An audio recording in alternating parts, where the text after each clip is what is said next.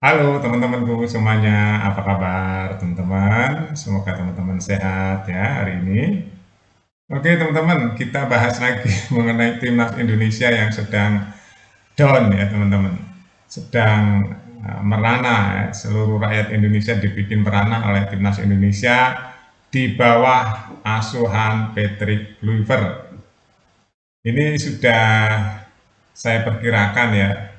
Pertama memang dia baru mengenal anak-anak ini baru mengenal beberapa hari saja ya, dan walaupun semua adalah pemain dari Belanda ya, turunan Belanda, tapi kumpulnya kan belum lama, itu yang pertama. Apakah ini menjadi alasan Indonesia diajar 5-1? Ya di bola bisa-bisa saja ya, tapi saya mau menyoroti tentang Clifford jejaknya yang di Kurakau ya teman-teman, pernah dikalahkan Bahrain 4-0. Jadi parah sekali ya, Indonesia bisa menahan imbang Bahrain di tangan Sintayong di kandang Bahrain. Tapi Patrick Kluivert waktu sedang pegang Curacao dikalahkan Bahrain 4-0. Ini yang hari ini harus menjadi pelajaran untuk hati-hati bahwa Indonesia bisa nanti bernasib seperti Curacao di tangan Patrick. Karena kalau kita lihat dari permainan di Australia kemarin, sepertinya strateginya nggak terlihat ya. Strategi yang kompleks nggak terlihat. Strateginya mudah dibaca. Jadi strategi timnas Indonesia waktu main di Australia kemarin mudah sekali dibaca cara gerakannya, permainannya ya. Jadi kalau terus-terusan begitu sulit ya teman-teman Indonesia untuk menjadi sesuatu yang menakutkan itu sulit karena nggak ada kejutan-kejutan yang bisa membuat Indonesia itu tampil beda. Buktinya setelah kelas 1 nggak lama kalah 2, ya kalah 3 di babak pertama. Berarti kan nggak ada sesuatu perubahan yang mencolok di situ. Jadi Australia dengan tenang tengah saja bisa membaca pola permainan timnas Indonesia di bawah Patrick Kluivert. Artinya Patrick Kluivert nggak memiliki banyak strategi, itu dibaca oleh netizen seperti itu. Apakah netizen salah? Ya nggak juga. Netizen itu bebas ya, karena dia memang penilai sejati. Penilai yang sebenarnya adalah netizen. Dia yang memiliki hak penuh ya untuk berkomentar. Karena suara banyak dari netizen itu kan macam-macam sudut pandang. Nah, akhirnya banyak sekali di media sosial hujatan-hujatan tentang PSSI ya. Bahkan Erick Thohir pun nggak lepas dari hujatan juga. Apakah dengan strategi yang dipunyai oleh Patrick Kluivert dan timnya ini bisa membawa Indonesia main di Piala Dunia? Banyak yang nggak yakin. Karena kalahnya terlalu dalam, kecuali sama Australia itu kalah 1-0 gitu ya. Itu masih boleh lah. Ini kalahnya 5-1 teman-teman. Jadi dari situ bisa dilihat bahwa setelah kekalahan 1-0 dari penalti itu nggak ada yang namanya bangkit-bangkit, itu nggak ada. Malah bertambah terus kalah sampai 5. Ya ini yang membahayakan timnas Indonesia di bawah Patrick Kluivert. Kalau Sintayong ya, dulu-dulu bisa kalah ya, dulu memang materinya belum sebagus hari ini. Dulu Sintayong teman-teman, ya materinya kan belum sebagus hari ini. Itu pun Sintayong bisa membawa kejutan-kejutan, bisa membawa timnas Indonesia ke tingkat Asia semuanya, segala umur. Dan baru kali di tangan Sintayong, timnas Indonesia segala umur masuk ke Piala Asia. Ya, ini yang membedakan Sintayong dengan yang lain. Jadi di tangan Sintayong, timnas Indonesia, U23, U20, U17, semua bisa masuk ke Piala Asia. Padahal dulu-dulu mimpi ya, sulit sekali masuk Piala Asia. Dicegat dulu oleh Asia Tenggara, sulit sekali Indonesia keluar dari cengkeraman Vietnam dan Thailand sebelum dipegang oleh Sintayong. Kali ini Indonesia akan menghadapi Bahrain, tanggal 25 ini tanggal 23, 2 hari lagi. Dengan kekalahan 5-1 dari Australia itu mukul mental pemain, bahkan Messilker langsung pulang tuh, cedera.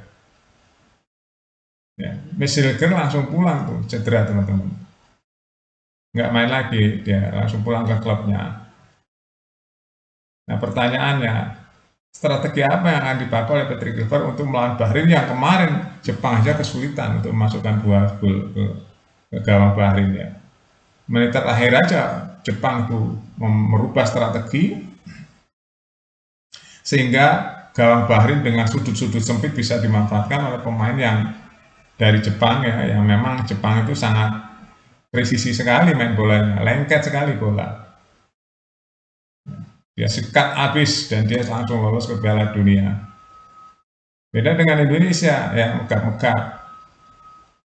Ini bedanya teman-teman ya, pemain Jepang itu sangat presisi sekali, bahkan sulit mengalahkan Bahrain di kandangnya, walaupun akhirnya menang 2-0.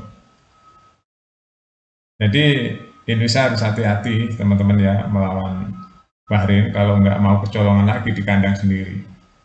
Dan rakyat akan marah sekali nih teman-teman kalau sampai Indonesia kalah sama Bahrain di kandang sendiri. Yang dulu di kandang Bahrain aja Indonesia hampir menang tuh kalau nggak dilicikin oleh wasit di tangan Sintayong. Sebelum ada pemain-pemain tambahan itu. Ya, jadi ini tantangan besar buat Patrick dan timnya ya, bagaimana melawan Bahrain yang sekarang sedang on fire dia. Dia setelah kalah dari Jepang, dia wajib menang melawan Indonesia kalau ingin lolos. Wajib menang ya di kandang Indonesia yang Indonesia juga habis dihajar oleh Australia 5-1. Ini teman-teman ya yang saya bilang banyak faktor yang menyebabkan Indonesia kalah kemarin di tangan Australia. Yang pasti faktor pertama karena menyerang total, belakang kosong. Itu dimanfaatkan oleh serangan balik oleh Australia. Yang pertama, yang kedua, yaitu tadi, gol penaltinya nggak masuk. Jadi Nathan itu kesalahan besar tuh, kenapa nggak ada ancaman yang luar biasa, bisa menarik pemain di dalam gawang, ya, di dalam garis penalti. Itu kan kesalahan, ya, kecerobohan. Seharusnya nggak perlu lah menarik, menjatuhkan lawan di kotak penalti, nggak perlu itu seperti itu. Kecuali bola itu benar-benar 99% masuk kalau nggak ditarik ya. Gamblingnya di penalti. Ini enggak. Dan pemain nggak membahayakan itu kemarin. Kenapa harus ditarik satu? Akhirnya kena hukuman penalti. Ya itu nggak boleh terjadi lagi melakukan kesalahan di lingkaran garis penalti, nggak boleh lagi seharusnya. Ya ini pelajaran ya teman-teman, pelajaran demi pelajaran. Tapi kalau begitu terus ya bisa gagal Indonesia masuk ke Piala Dunia. Padahal sudah di depan pintu lagi. Ya sudah di depan pintu lagi nih. Ini tantangan besar teman-teman dan tiket sudah sold out ya di GBK, pasti ramai sekali ini nanti supporternya, ramai sekali La Grande, terus penonton-penontonnya lain sudah memborong tiketnya.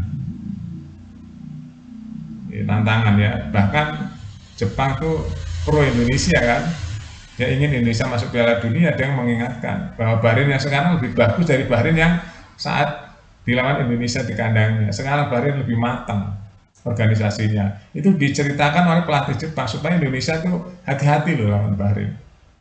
Itu teman-teman ya. Ya semoga ya Patrick Kluivert dan Pastor dan timnya bisa benar-benar menjaga Bahrain dengan ketat ya. Targetnya menang, wajib menang teman-teman. Dan harus taruhnya mati-matian saat seperti kita waktu mengalahkan Arab Saudi. Ya, itu Marcelino bisa mencetak 2 gol clean sheet. 2-0 ke Indonesia. Itu yang membuat Indonesia sampai hari ini bisa bertahan. Terima kasih teman-teman ya. Indonesia harus benar-benar fokus melawan Bahrain dan wajib menang. Sudah nonton, kita update terus berita-berita yang lain di Buat Makan TV. Sampai jumpa.